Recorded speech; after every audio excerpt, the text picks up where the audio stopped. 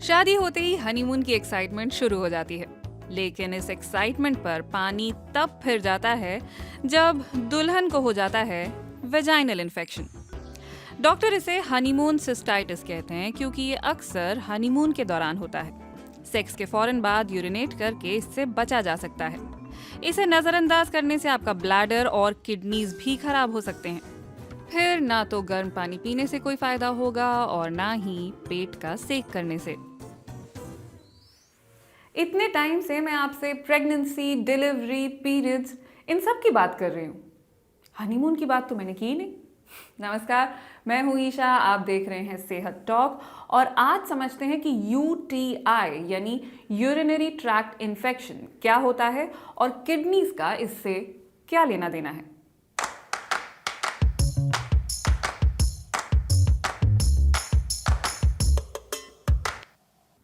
आज का एपिसोड करते हुए ना मुझे वो रेणुका शाहानी की विस्पर्स वाली एड याद आ रही है। याद है आपको? मुझे आपसे कुछ कहना है, कैसे कहूँ? इसलिए नहीं कि मुझे शर्म आ रही है, मुझे तो शर्म आती नहीं, बल्कि इसलिए कि जब महिलाओं को इन्फेक्शन होता है और वो गायनोकोलॉजिस्ट के पास जाती हैं तो उन्हें खुद ही समझ नहीं आ रहा होता कि डॉक्टर को कहना क्या है, किन शब्दों में समझाएं कि हुआ क्या है। देखिए, यूरिनरी ट्रैक्ट इन्फेक्शन महिलाओं और पुरुषों दोनों को हो सकती है, क्योंकि यूरिनरी सिस्टम तो दोनों के पास है ना। लेकिन महिलाओं में ये ज्यादा कॉमन है। पता है क्यों? क्योंकि महिलाओं में यूरेथ्रा छोटा होता है। यूरेथ्रा यानी वो पाइप जिससे यूरिन बाहर आता है। इस वजह से बैक्टीरिया ज्यादा आसानी से महिलाओं के ब्लैडर में पहुंच पाते हैं। और क्योंकि ये एरिया वेट और मॉइस्ट होता है, इसलिए यहाँ बैक्टीरिया तेजी से फैलते हैं। आंकड़े दिखाते हैं कि हर 10 में से 6 महिलाओं को ब्लैडर इन्फेक्शन के मामले में सीधे एंटीबायोटिक्स प्रिस्क्राइब कर दी जाती हैं।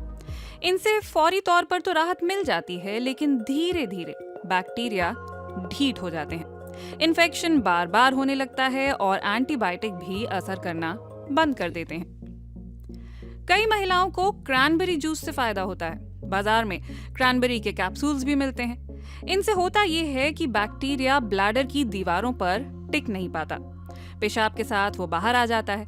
माना जाता है कि चंदन के इस्तेमाल से भी कुछ ऐसा ही होता है। बच्चा होने के बाद कुछ महिलाओं का पेल्विक फ्लोर इतना कमजोर हो जाता है कि ब्लैडर बाहर की ओर निकल आता है। ऐसे में बैक्टीरियल इन्फेक्शन बहुत आसानी से हो जाता है, क्योंकि नमी का स्तर सामान्य से बहुत ज्यादा हो जाता है। ऐसे में पेल्विक फ्लोर एक्सरसाइजेस से काफी राहत मिलती है। वजाइनल इन्फेक्शन वजाइना में होता है और अक्सर फंगस के कारण होता है, जबकि यूटीआई यूरिन से जुड़ा है तो ये ज्यादातर यूरेथ्रा यानी पेशाब की नली में होता है और इसकी वजह अधिकतर बैक्टीरिया होते हैं। अब आपको जो इन्फेक्शन हुआ है वो वजाइनल है या यूरेथ्रल है, ये आप डॉक्टर से कंफर्म कीजिए। और प्लीज टैल्कम पाउडर मत लगाइए। ये एक बहुत बड़ी गलतफहमी है कि प्राइवेट पार्ट्स में टैल्कम पाउडर या फिर बेबी पाउडर लगाकर आप फ्रेश फील करेंगी। नहीं, इनफैक्ट क्या आपको पता है कि जॉनसन एंड जॉनसन को अपने बेहद पॉपुलर बेबी पाउडर की सेल बंद करनी पड़ी, क्योंकि अमेरिका में उस पर 38,000 मुकदमे चल रहे थे। वो भी इसलिए कि इस पाउडर के लगातार इस्तेमाल से बड़ी संख्या में महिलाओं को ओवेरियन कैंसर हुआ है। इसलिए प्लीज इससे दूर रहें और यूटीआई को सीरियसली लें, क्योंकि आपका यूरिनरी सिस्टम आपकी किडनी से जुड़ा है। तो आइए अब किडनीज को समझ लेते हैं। हमारे शरीर के कुछ अंग तो अकेले ही अपना खेल खेलते रहते हैं, जैसे दिल या फिर पेट। लेकिन कुछ ऐसे भी हैं जो हमेशा जोड़ी में ही दिखते हैं, जैसे कि किडनीज। ये दिन भर में 1800 लीटर खून को फिल्टर करती हैं। वैसे इंसानी शरीर में सिर्फ 5 ही लीटर खून होता है, ये उसे बार बार फिल्टर करती रहती हैं। सबसे पहले तो ये छन्नी की तरह खून से गैर जरूरी चीजों को अलग कर लेती हैं।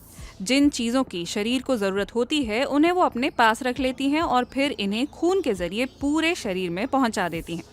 पीछे जो बच जाता है वो होता है यूरिन, जिसे ब्लैडर के पास भेज दिया जाता है। हर दिन किडनीज 1 से 2 लीटर तक यूरिन बनाती हैं। इसमें यूरिक एसिड, फैटी एसिड्स और वो इलेक्ट्रोलाइट्स होते हैं जो शरीर के किसी काम के नहीं हैं।